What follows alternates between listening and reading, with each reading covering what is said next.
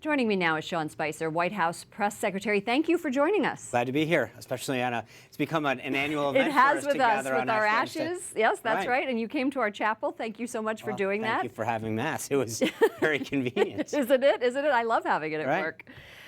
Last night's speech, great reviews from everybody, even people who do not like Donald Trump. Even critics have said the tone was perfect, the time for small thinking is over.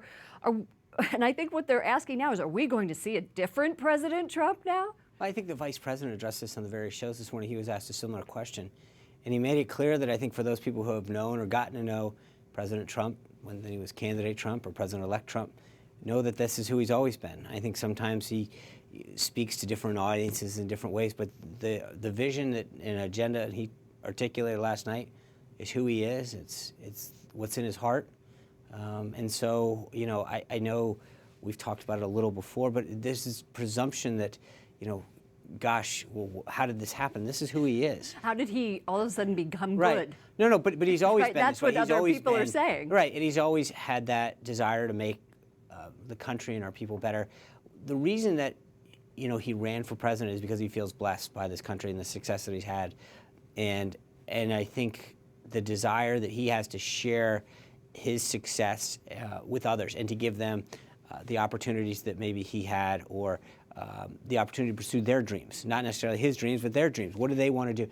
Is this an America that gives people the benefit to get an education or a healthcare system that allows them to pursue their dreams? Yesterday at lunch, and thank you very much for inviting me to lunch with the president. Well, and again, I think just for your viewers to know, I mean, I think it's important that when we talk about broadcasters and the press, that EWTN, CBN, there are stations and outlets beyond the big five, as they call them, and I think they're important voices. And I mentioned to you yesterday after the lunch that it's getting, not just incorporating you and other voices in these lunches and gatherings, but it's having other people hear about issues that are important, because when these other reporters hear voices and issues, and that's really at the issues that so many people who watch this station and others that have a strong degree of faith, that have concerns because of their faith, or issues that are driven by their faith, that they should know and they should hear that just because they're not among the mainstream media voices talking about their agenda, that there are voices and concerns that people of faith have. What you said yesterday is it's almost an echo chamber.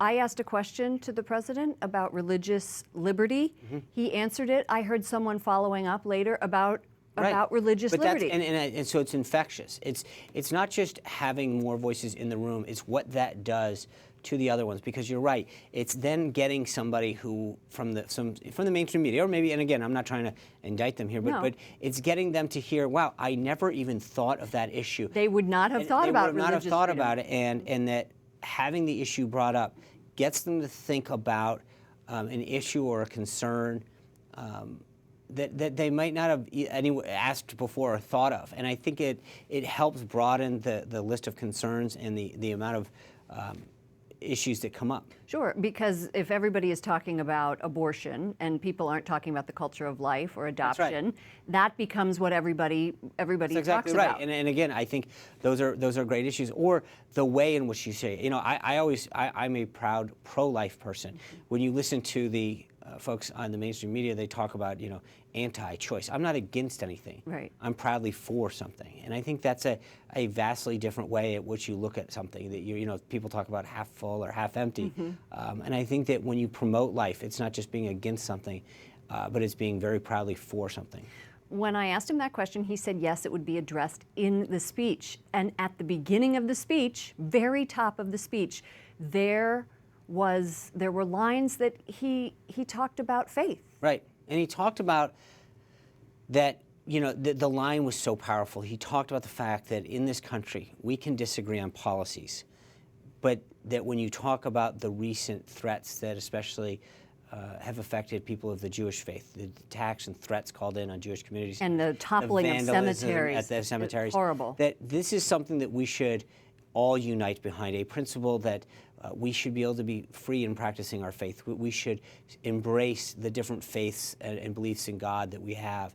and we should defend that right, and we should stand against any hate or evil that prevents someone from freely practicing that faith. Thank you, Sean Spicer, for joining us, and we will continue the conversation. So tomorrow on EWTN News Nightly, we will talk to you about how you balance faith life with work and family.